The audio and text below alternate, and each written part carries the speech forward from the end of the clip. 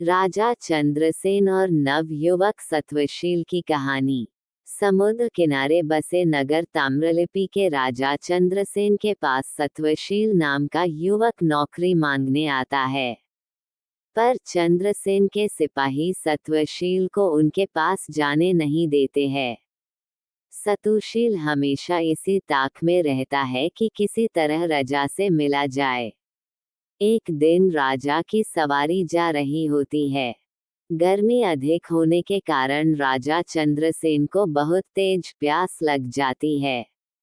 बहुत खोजने पर भी उन्हें पानी नहीं मिलता। ऐसा लगता है मानो प्यास से जान ही निकल जाएगी। तभी उन्हें मार्ग में खड़ा एक युवक दिखता है। वह कोई और न सतुशील ही रहता है, जो जानबूझकर पहले से राजा के मार्ग पर मौजूद रहता है। उसे देख राजा उससे पानी मांगते हैं। सत्वशील फौरन राजा की प्यास बुझा देता है और साथ ही खाने के लिए उन्हें फल देता है। चंद्रसेन सत्वशील से प्रसन्न हो पूछते हैं कि वो उनके लिए क्या कर सकते हैं। सत्वशील मौका देख अपने लिए नौकरी मांग लेता है। राजा चंद्रसेन उसे काम दे देते हैं और कहते हैं कि वो उसका उपकार याद रखेंगे। धीरे धीरे सतुशील राजा का करीबी बन जाता है। एक दिन राजा उससे कहते हैं कि हमारे नगर में काफी बेरोजगारी है और पास में एक टापू काफी हरा भरा है। अगर उस टापू पर जाकर खोज की जाए तो हो सकता है हमारे नगर के लोगों के लिए वहां कोई अवसर निकल आए। सत्वशील तुरंत खोजबीन करने का बीड़ा उठा लेता है और राजा चंद्रसेन से एक नाव और कुछ सहयोगी प्राप्त करके समंदर में टापू की ओर निकल पड़ता है। टापू के पास पहुंचते ही सत्वशील को एक झंडा पानी में तैरता नजर आता है। उसे देख सत्वशील तुरंत हिम्मत करके पड़ताल करने के लिए पानी में कूद पड़ता है।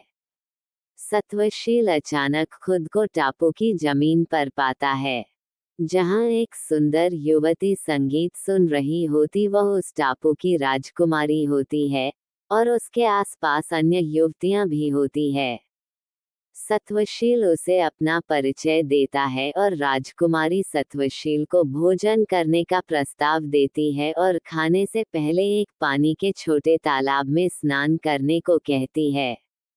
सत्वशील जैसे ही पानी में नहाने जाता है वह खुद को ताम्रलिप्ति के महल में राजा चंद्रसेन के पास पाता है और इस चमत्कार को देख चंद्रसेन भी चकित रह जाते हैं।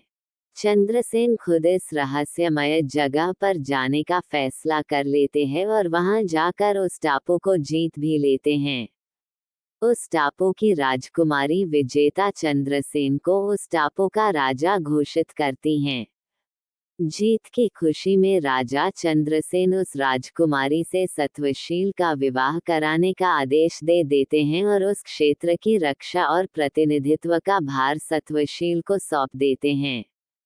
इस तरह चंद्रसेन सत्वशील के उपकार का बदला चुकाते हैं।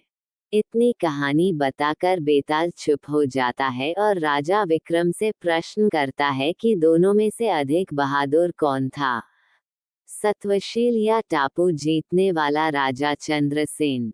राजा विक्रम तुरंत उत्तर देते हैं कि सत्वशील अधिक बहादुर था, क्योंकि जब टापू के पास उसने पानी में झंडा देखकर छलांग लगाई तब वह वहां की स्थिति से अनजान था। वहां मौत का खतरा भी हो सकता था, पर राजा चंद्रसेन तो पूरी बात जानता था और वह सेना की मदद से जीत हासिल कर पाया। इसलिए सत्वशील अधिक बहादुर था। एक बार फिर राजा विक्रम के मुंह खोलते ही बेताल उड़ गया और पेड़ पर जाकर उल्टा लटक गया। अगर कहानी अच्छी लगी हो तो मेरे इस चैनल को सब्सक्राइब करना मत भूलना।